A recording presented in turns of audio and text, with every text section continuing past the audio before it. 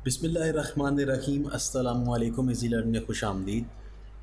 17.4 exercise और हमारे पास तीन क्वेश्चंस हैं, तीनों के तीनों आपने खुद करने हैं। जस्ट आज मैं कुछ टिप्स दूंगा तीनों क्वेश्चंस के बारे में। ऑफ कोर्स सबसे पहला क्वेश्चन आपके सामने आता है जिसमें आपने एक ट्रायंगल ड्रॉ करनी है। पहला स्टेप आपको मैंने पहले भी बताया कि आपने ट्रायंगल ड्रॉ करनी होती है। तो डायमेंशंस आपको क्या गिवन है, 4 centimetre, 5 centimetre, 6 centimetre and construct a rectangle. और उसके बाद पहले आपके यहाँ तक एक डायमेंशंस के मुताबिक आपने क्या कर लेना है, एक ट्रायंगल को ड्रा करना है। कोई इसमें लिमिटेशन नहीं है कि आप 4 सेंटीमीटर को एज ए बेस ले लें, चाहे आप 5 को ले लें, चाहे आप 6 को ले लें। इट्स अप टू यू, जैसे मर्ज़ी आप इसको बेस जिस मर्ज़ी साइड को ले लें।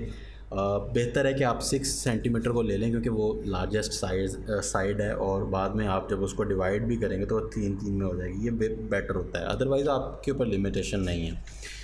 अच्छा, उसके बाद ये होगा कि आपने सिंपल जो हमने प्रीवियस एपिसोड में जैसे ये वाला काम किया, सिंपल आपने रेक्टेंगल ड्रा करनी है क्योंकि आपको कोई एंगल गिवन नहीं है। तो सबसे पहला स्टेप क्या होगा, आप परपेंडिकुलर बाइसेक्टर ड्रा करेंगे, फिर आप एक पैरेलल लाइन ड्रा करेंगे बीसी के। जैसे आप अपनी भी अगर बेस का नाम बीसी रखते हैं तो आप एक पैरेलल लाइन पी क्यू लेट से ड्रॉ कर लेते हैं।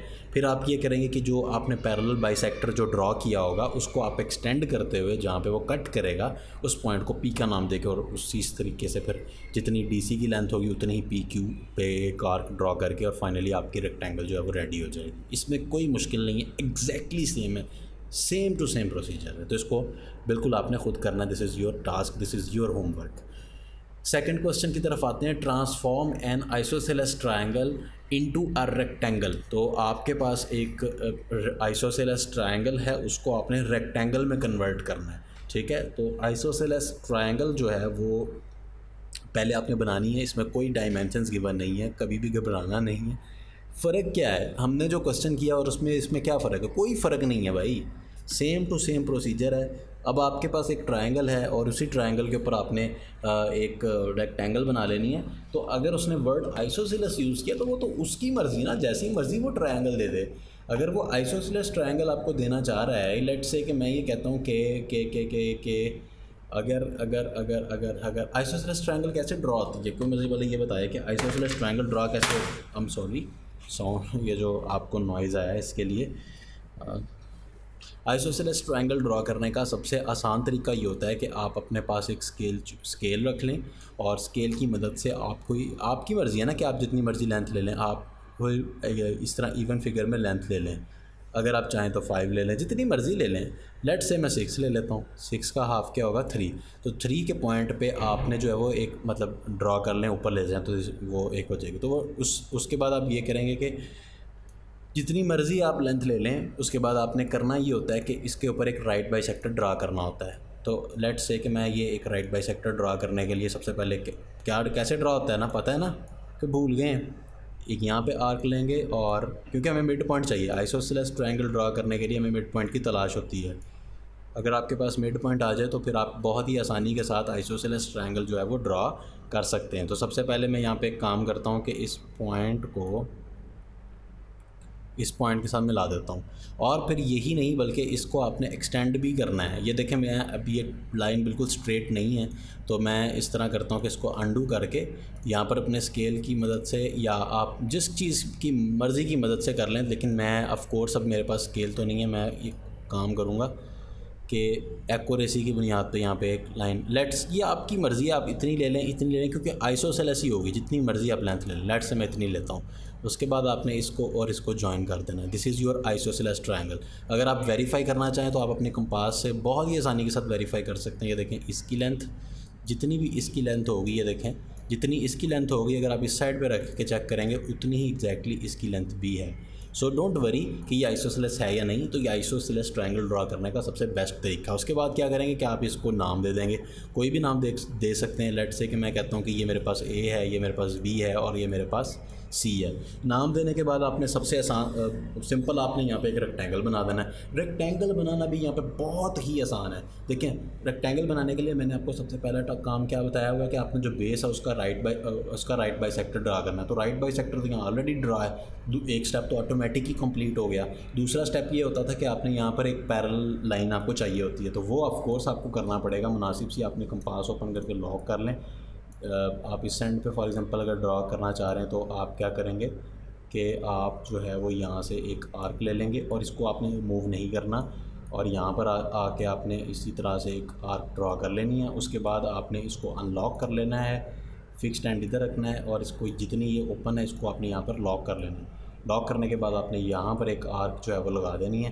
तो दिस इज़ उसके बाद सिंपल आपने क्या करना होता है, इसको और इस पॉइंट को ज्वाइन करना है। अब ऑफ कोर्स अगर आप ये मुझे नज़र भी आ रहा है कि ये पॉइंट ठीक तरह से ज्वाइन नहीं होगा, वरना ये जब अगर ठीक तरह से दोबारा से कर लेते हैं, इसको अनडू कर लेते हैं। Let me just show you कि इसको अनलॉक करके ये देखें ये ठीक तरह से नहीं था।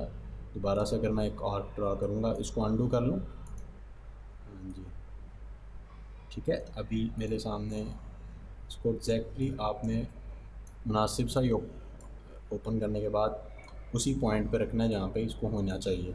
फिर उसके बाद आपने इसको कंपास को रिमूव करके सिंपल इन पॉइंट्स को आपने ज्वाइन करवाना होता है। अब आप देख सकते हैं कि ये पॉइंट्स जो हैं वो तकरीबन ठीक ड्रा हुए हैं। मैं पहले भी बताया कि मेरे 100% एग्जैक्ट नहीं हो सकते हैं।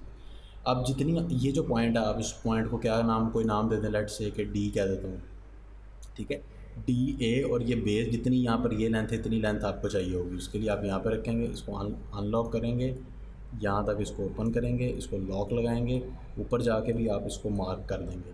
क्या ये मुश्किल काम कर रहा हूँ मैं, आसान कर रहा हूँ? बहुत आसान काम है, यकीन करें कि ये जो है ना ये मुफ्त के मार्क्स हैं आपके, सबसे आसान काम ये है। तो बस आपने इसको ज्वाइन कर देना, ये तो आपकी रेडी भी होगी।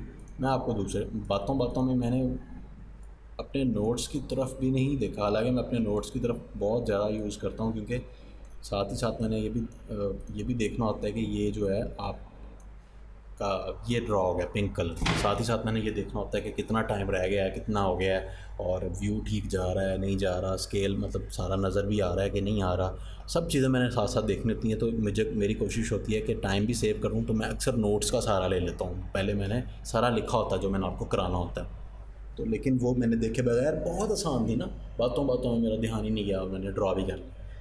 लास्ट में क्या है, एक ट्रायंगल ड्रा करनी है, डायमेंशंस गिवन है, ड्रा कर लोगे, उसके बाद आपने क्या करना है, एक रेक्टेंगल ड्रा कर देनी है। बहुत आसान एपिसोड है।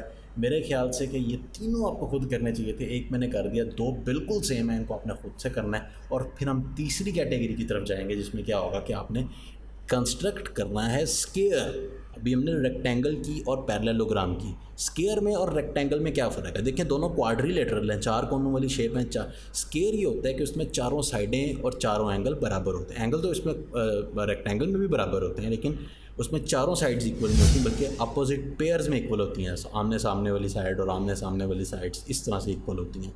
अब हम स्केयर बनाएंगे तो उसका जो, और उसको कंपेयर किससे करेंगे, कंस्ट्रक्ट करेंगे एक स्केयर सच डैट कि उसका एरिया बराबर होगा रेक्टेंगल के, ना कि किसी ट्रायंगल के। तो ये नेक्स्ट एपिसोड का हिस्सा होगा ऑफ कोर्स, और ये हमारी लास्ट डिस्कशन भी आई थिंक होगी, लास्ट या सेकंड लास्ट, नहीं सेकंड लास्ट, ये फोर्थ पॉइंट भी मौजूद है। उसके बाद फाइनली आपकी मतलब एक्सरसाइज लास्ट हो जाएगी।